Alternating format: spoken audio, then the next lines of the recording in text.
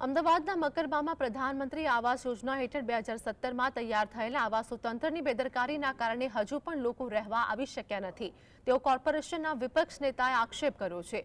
વર્ષ 2017માં મકરબામાં 1512 આવાસો બનાવવામાં આવ્યા। એપ્રિલ 2018માં ડ્રો બાદ 2024માં આવાસોનું લોકાર્પણ કરાયું હતું, પરંતુ પાણી જેવી પ્રાથમિક જરૂરિયાતો આપવામાં ન આવતા હજુ સુધી આવાસોમાં ગરીબ પરિવારો રહેવા આવી શક્યા નથી।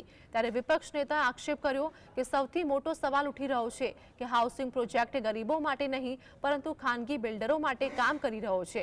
કોંગ્રેસે જલ્દીમાં જલ્દી આ આવાસોમાં પાણી કનેક્શન આપવામાં આવે તેવી માંગ કરી છે।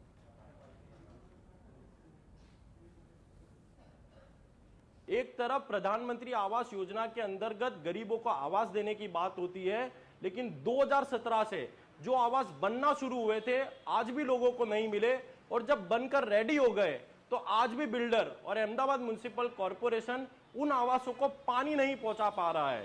सबसे बड़ा सवाल तो यही उठता है कि कहीं ना कहीं हाउसिंग प्रोजेक्ट गरीबों के लिए नहीं लेकिन प्राइवेट बिल्डरों के लिए काम कर